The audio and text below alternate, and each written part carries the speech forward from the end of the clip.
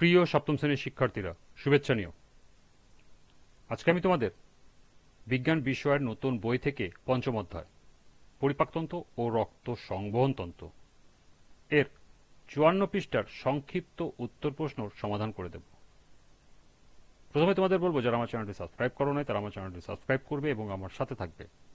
তাহলে চলো আমরা ক্লাস শুরু করি। বিজ্ঞান পঞ্চম অধ্যায় পৃষ্ঠা নং ৫৪, সংক্ষিপ্ত উত্তর প্রশ্ন। লক্ষ্য করো, এখানে ৫টি প্রশ্ন দেওয়া আছে। ১. পরিপাক হওয়া খাদ্য কোথায় কিভাবে শোষিত হয়? ২. দাঁত পরিষ্কার রাখার প্রয়োজনীয়তা ব্যাখ্যা করো। ৩. মুখ দিয়ে পাকস্থলীতে কিভাবে খাদ্য যায় বর্ণনা করো। ৪. তোমার দেহের রক্তকণিকার প্রয়োজনীয়তা ব্যাখ্যা করো। এবং সর্বশেষ ৫. রক্তনালী আমাদের দেহে কি কাজ করে? তো চলো এখন আমরা এই ৫টি প্রশ্নের সমাধান দেখে নিই। প্রথম প্রশ্ন ছিল, পরিপাক হওয়া খাদ্য কোথায় কিভাবে শোষিত হয়?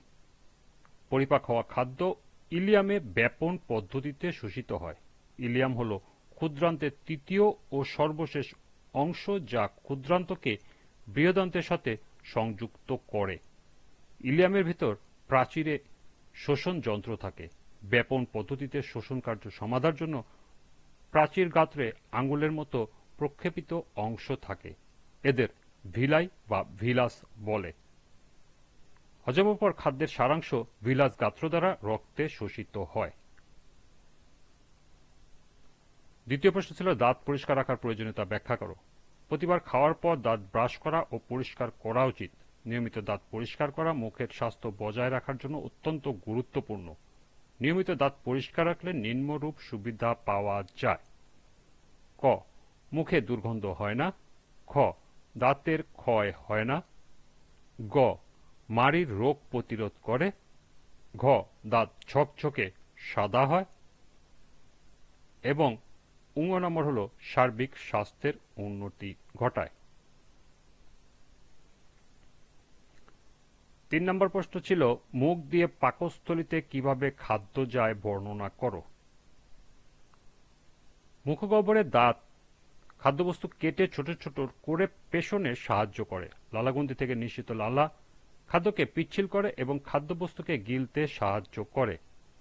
খাদ্য মুখগহ্বর থেকে গলবিল দিয়ে অন্ননালীতে যায়। খাদ্য অন্ননালীর ভিতর দিয়ে সামনের দিকে অগ্রসর হয়। অন্ননালীর আংটির মতো গোল পেশি রয়েছে। এই পেশিগুলো সংকোচন ও প্রসারণ করতে পারে। খাদ্যবস্তুর পেছনে অন্ননালীর পেশি সংকুচিত হয় এবং সামনের অন্ননালী পেশি প্রসারিত হয়। এভাবে সংকোচন ও প্রসারণের ফলে খাদ্যবস্তু ধীরে ধীরে পাকস্থলীতে পৌঁছায়।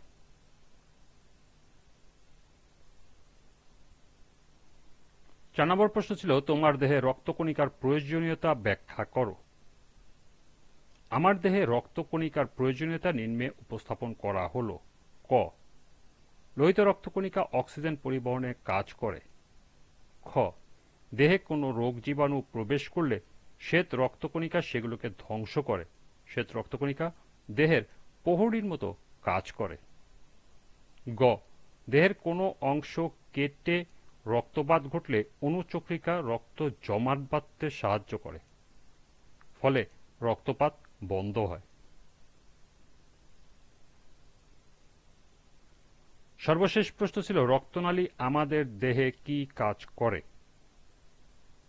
যে নালীর মধ্য দিয়ে রক্ত প্রবাহিত হয় তাকে রক্তনালী বলে। আমাদের দেহে ৩ ধরনের রক্তনালী আছে, যথা ধমনী, ১ ধমনী, ২ শিরা ও ৩ কৌশিক নালী।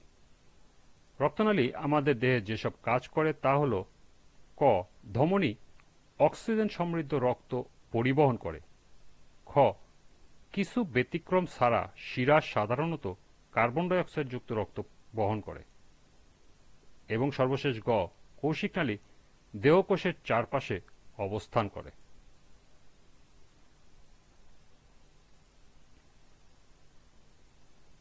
এই ছিল ৫টি সংক্ষিপ্ত উত্তর প্রশ্নের সমাধান। আজকের ক্লাসটি এ পর্যন্তই। পরবর্তী ক্লাসে নিজে করো ২টি প্রশ্নের সমাধান করে দেব।